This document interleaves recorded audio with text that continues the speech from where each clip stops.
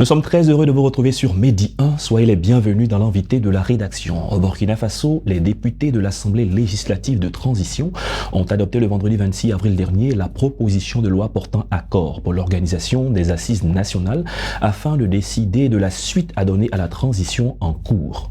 Le sujet nous intéresse. Nous reviendrons donc sur les engagements des autorités militaires au pouvoir et les dispositions à un mois de la fin de la transition. Nous avons le privilège de recevoir Ian Judicaël sur notre plateau. Bienvenue.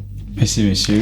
Vous êtes étudiant en Master 2 en Histoire, option Monde étranger et Relations internationales, diplômé de l'Institut de formation politique Amadou Gon Coulibaly. Alors nous allons parler de la politique sous-régionale, mais nous allons mettre un accent particulier sur ce qui se passe au Burkina Faso. Alors nous parlerons des dispositions à un mois de la fin de la transition. Mais avant, revenons sur quelques raisons, motifs évoqués par les autorités au pouvoir lorsqu'elles faisaient leur coup de force pour accéder à cette magistrature-là. Merci bien, monsieur, pour la parole que vous nous donnez et nous exprimer sur une question qui, pour ma part, est très importante parce que la question politique ne doit pas seulement se restreindre au niveau national. Très bien. Et donc, un pays voisin comme le Burkina Faso, ses intérêts sont également les nôtres. Bien. Alors, il convient que nous puissions, n'est-ce pas, nous interroger et même donner nos avis sur ce qui se passe au Burkina Faso. Alors, les raisons évoquées par ce qu'on appelait les putschistes, même si voilà, la notion reste à désirer, voilà.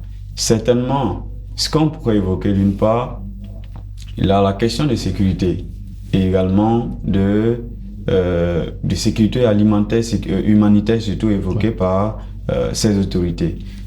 Il faut dire que en tout état de cause, lorsque un peuple, à un certain moment donné, n'est pas capable de subvenir à ses besoins, cela va susciter forcément, on va dire, des coups de force, comme on l'a vu dans le Burkina et même dans les pays aux alentours. Et donc, on ne dira pas que il faut toujours aller par la force, mais la force parfois semble être nécessaire. D'accord, très bien. Alors revenons aussi sur les engagements qui ont été pris par ces autorités en ce moment, 2 ans après, plusieurs mois après. Est-ce que vous avez le sentiment qu'elles ont tenu une bonne partie de leurs engagements, qu'elles sont en train de tenir leurs engagements, d'assurer la sécurité du territoire, la lutte contre les groupes armés, ainsi de suite? Il faut dire que déjà, un grand pas est posé.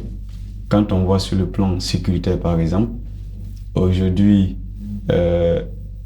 ceux qui sont au pouvoir peuvent aller partout dans le pays, ce qui n'était pas le cas avant leur arrivée. De la libre circulation. Oui, la libre circulation surtout, même si parfois les convois d'aide humanitaire sont escortés, mais quand même c'est un grand pas. C'est un grand pas parce qu'au départ, ils étaient sur, on va dire, la défensive. Et maintenant, ils sont sur l'offensive. Donc, je pense qu'un grand pas est joué à ce niveau-là.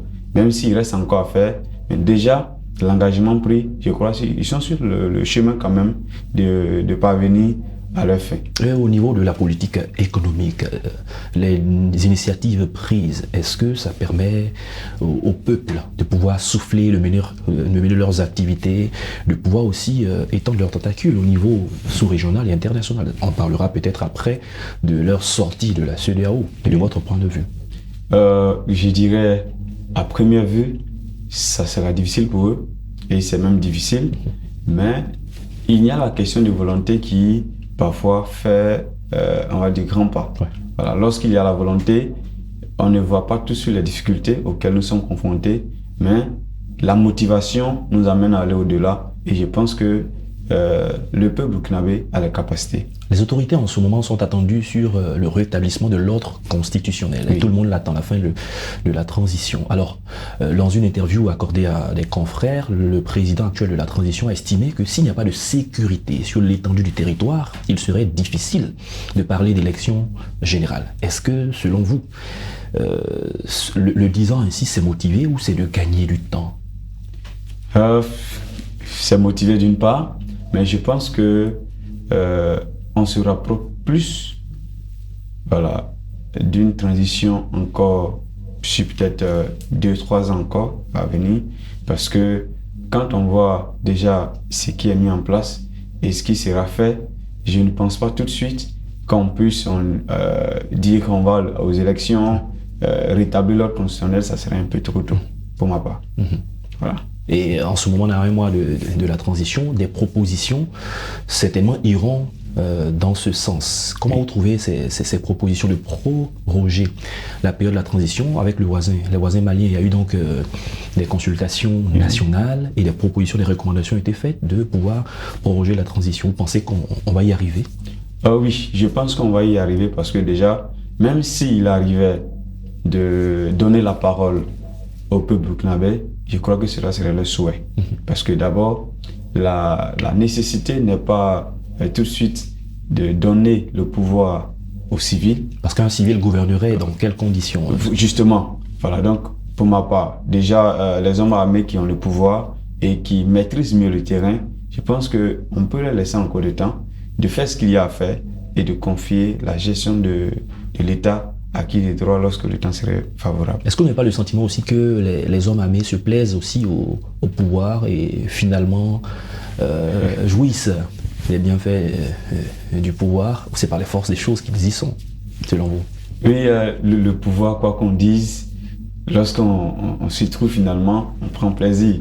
Voilà. Mais si nous avons l'intérêt national comme objectif, je pense que cela va dépasser. Et donc, si l'ordre est rétabli et que finalement le territoire est à 100% sous contrôle du gouvernement central, je pense que l'occasion serait donc favorable de confier la gestion aux civils. Est-ce que vous ne pensez pas qu'aussi l'actuel chef d'État au Burkina pourrait être tenté, ou la population pourrait lui faire des propositions finalement de se présenter à une élection régulière pour être un chef d'État finalement? Oui. Comme on est en train de le voir chez les voisins maliens. Oui, c'est possible, mais ça va dépendre de lui également, ses convictions. Est-ce qu'il veut servir son pays en tant qu'un homme armé ou encore il veut servir son pays en tant qu'un civil? Ça va dépendre de ses convictions. Et je pense que pour ma part, à l'entendre, à voir certaines actions qu'il pose, avec sa proximité avec la population, ce serait possible qu'il soit proposé comme un candidat qui sera élu selon les règles, on va dire, de la démocratie. Certains ne verraient-ils pas cela comme une sorte de trahison, des raisons pour lesquelles ils sont arrivés rétablir l'ordre de partir? Finalement, ils vont dire c'est la population qui me demande. Donc c'est un devoir de pouvoir honorer la population. La société civile, les partis politiques diront vous étiez là pour telle raison, il faut vous en tenir à ça. Oui, c'est possible, mais je pense qu'avec déjà l'approche qu'il a eue avec, on va dire, les partis politiques et même les sociétés civiles, à son arrivée, il a eu des rencontres avec eux. Donc je pense que... Des rencontres ouvertes, où les gens ont la possibilité de s'exprimer. Justement. Et donc si aujourd'hui, il compte changer de statut de militaire à un citoyen lambda, chef d'État, alors je pense que ces rencontres seront encore nécessaires pour expliquer à tout le monde, aux partis politiques, à la société civile, qu'il est donc nécessaire. Et si la voix est portée sur lui, alors il sera le président. Est-ce que on n'est pas en train de mettre à mal finalement la démocratie? Quel est le message, quand on regarde la sous-région, le message qui est envoyé? Faire un coup d'État, finalement changer ses objectifs, devenir chef d'État. Quel est le message envoyé par derrière, selon vous? Il faut dire que la démocratie dans nos États, selon la pratique même démocratique, nous sommes peu en déphasage. Voilà. Quand on voit nos gouvernants, quand on voit la manière dont les populations sont traitées, on se pose la question souvent de savoir est-ce que la démocratie est pratiquée chez nous? Voilà. Certains disent qu'il faut faire la démocratie à l'africaine, en tenant compte de nos propres réalités. Oui, mais on a calqué quelque chose qu'il faut savoir adapter. C'est bien entendu, c'est ça. Merci. Ian Julie Kael, on aura l'occasion certainement de poursuivre en voyant l'évolution de l'actualité dans la sous-région. Merci d'être passé sur notre plateau. Merci bien à vous pour l'occasion que vous nous donnez de nous exprimer. Tous les plaisirs.